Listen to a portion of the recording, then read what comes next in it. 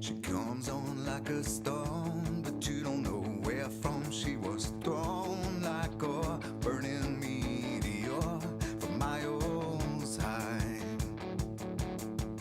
Looking for a place to land, she said, if you got yourself some sand, and whatever you replied, she took it as yes. Now she comes after thee with her newly planted seeds, and soon you're thrown down on your knees, and then you're dead. And then before you know, Son Pura González, veciña de Chaín, tamén son membro do IEM, e é a segunda vez que facemos unha xeira do IEM polos cotos de Chaín. A anterior foi no ano 2008 ou algo así, e isto ven a raíz dun libro que fixemos Margarita Miramontes e máis eu no ano 2006 sobre os cotos de Chaín. Os cotos son tal como este que vemos aquí.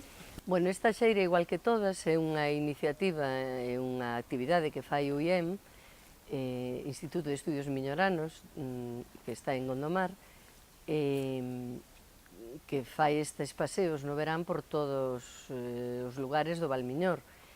Neste caso, pois partimos de aquí, que estamos no Torreiro da Capela das Mercedes, e facemos un circuito, un paseo circular, pola parte alta da parroquia de Chaín, e volvemos outra vez aquí.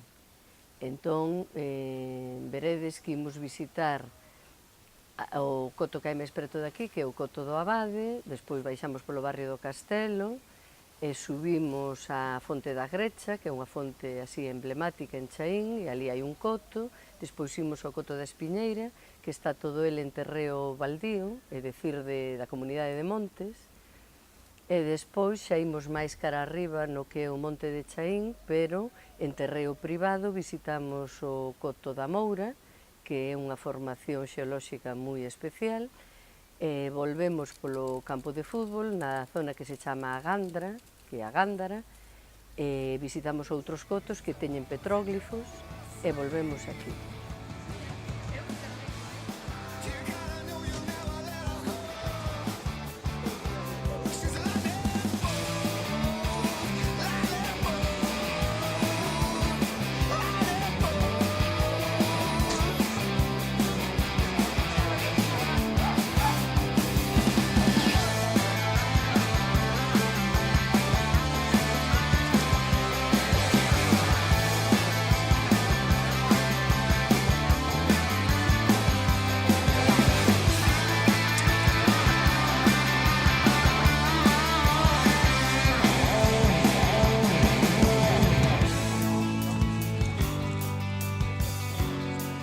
Descubriron a existencia de indicios suficientemente claros de un castro na edade do ferro, naquel punto, que se mantivo ocupado durante a romanización.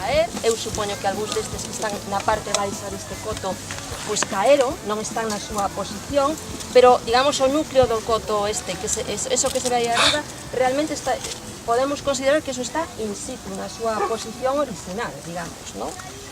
Unhas formacións xeolóxicas que hai por toda a parroquia, en realidade son moi abundantes en moitos lugares, e tamén na falda da Serra do Galiñeiro. Entón, como Chaín está nesta parte bastante alta, a 200, 300 metros de altitude, abundan moito.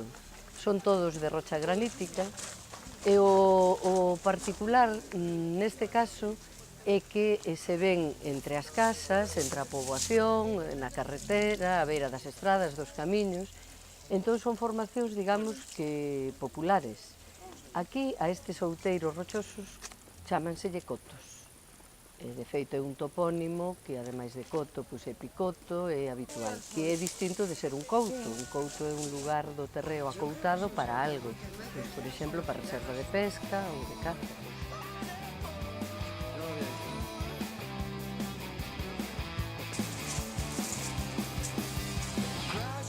Estaba raso, pero as últimas ovellas e as últimas cabras xa... buena hora, hai algunha xente que xa volve a telas, pero ao mellor telas na...